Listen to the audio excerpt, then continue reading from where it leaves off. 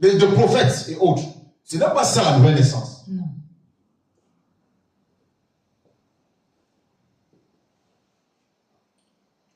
Jean chapitre 3, de 1 à 10, nous allons lire. C'est quoi la nouvelle naissance? Là, c'est Jésus-Christ qui nous définit la nouvelle naissance.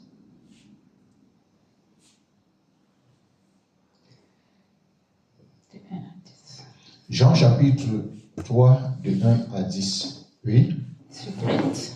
Mhm. Je lis la parole de Dieu. Amen. Jean chapitre 3, du verset 1 à 10. Mhm. Mais il y eut un homme d'entre les pharisiens nommé Nicodème, un chef des Juifs, Mhm. qui vint lui auprès de Jésus de nuit et lui dit, Mhm.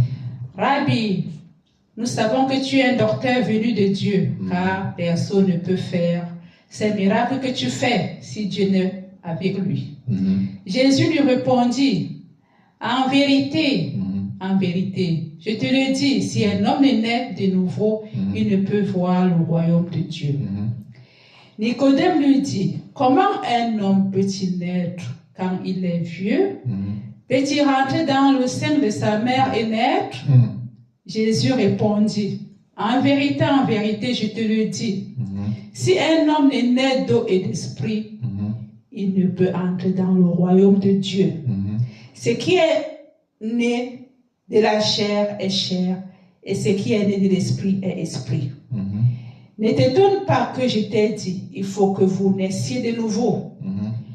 Le vent souffle où il veut, et tu en entends le bruit, mais tu ne sais d'où il vient, ni où il va. Il en est ainsi de tout homme qui est né de l'esprit. Nicodème lui dit, comment cela peut-il se faire? Jésus lui répondit, tu es le docteur d'Israël et tu ne sais pas ces choses? Amen.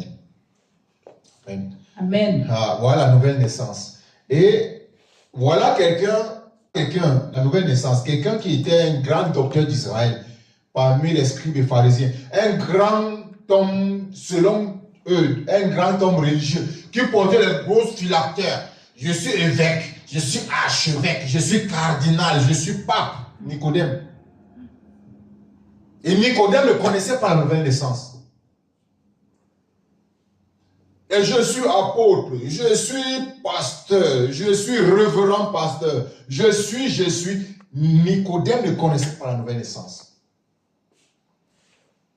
Nicodème est venu vers Jésus par les flatteries. Mais Jésus savait ce qui est dans son cœur. Il dit,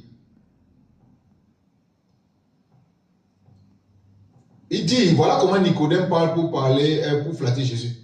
Nicodème qui vient à Jésus, et lui vient auprès de Jésus de nuit, et lui dit, Rabbi, nous savons que tu es un docteur venu de Dieu, car personne ne peut faire ces miracles que tu fais si Dieu n'est avec lui. Jésus, sa réponse est, en vérité, je te le dis, si un homme ne naît de nouveau, il ne peut voir le royaume de Dieu. Parce qu'il savait que Nicodème était dans la religion. Nicodème était dans cette religion où on demande de réciter les prières. Nicodème était dans cette religion où on demande de regarder les objets, les statuettes. Oh. Nicodème était dans cette religion où on croit que c'est quand tu portes, je ne sais pas, une croix sur toi, c'est là où tu es auprès de Dieu. Jésus lui dit, il faut que tu naisses de nouveau. Nicodème perd sa tête. C'est quoi ça? Comment, aussi vieux que je suis, tu me demandes encore de naître de nouveau? Comment? Je vais rentrer dans le sein de ma mère et revenir naître. Voilà quelqu'un qui enseignait la loi en Israël depuis des années. Il était le docteur de la loi, Nicodème. Il enseignait les Juifs. C'était l'enseignant de la loi de Dieu. Il enseignait la loi de Moïse. Mais il ne sait pas ce que c'est la nouvelle naissance. Et il enseignait la loi, mais lui-même n'était pas transformé. C'est pour cela que Jésus lui a dit, Nicodème, il faut que tu naisses de nouveau. Car si un homme ne naît de nouveau, il ne peut voir le royaume de Dieu. Il ne peut pas comprendre la parole de Dieu. Amen. Si tu n'es pas né de nouveau, tu ne peux pas comprendre. Tu vas lire la Bible comme un roman. Tu vas lire la Bible comme un livre philosophique et tu vas faire les débats télévisés sataniques sur la Bible selon ta compréhension philosophique. Parce que tu n'es pas né de nouveau. Amen. La Bible n'est pas un livre comme tous les autres. Si quelqu'un te dit que la Bible est un livre comme tous les autres, c'est qu'il est possédé. Mais quand on est né de nouveau, on entre, on comprend le royaume de Dieu, on voit le royaume de Dieu, on voit les merveilles de Dieu, on voit c'est-à-dire les vertus de Dieu. C'est miracle. On connaît Dieu quand on est de nouveau. Oh, il est sucré. Et Nicodème, après avoir parlé à Jésus, je vais entrer dans le sein de ma mère et naître, Jésus lui répondit, en vérité, je te le dis, si un homme ne naît d'eau et d'esprit, il n'entrera pas dans le royaume des cieux. Jésus lui a parlé à 2 reprises. La première prise de parole de Jésus, c'était, si un homme ne naît d'eau, c'est-à-dire le baptême, il ne peut voir les miracles de Dieu, c'est-à-dire tu pries, Dieu t'exauce, tu pries, Dieu te guérit, tu ne peux voir les merveilles de Dieu dans ta vie. Ça, c'est pour les choses charnelles.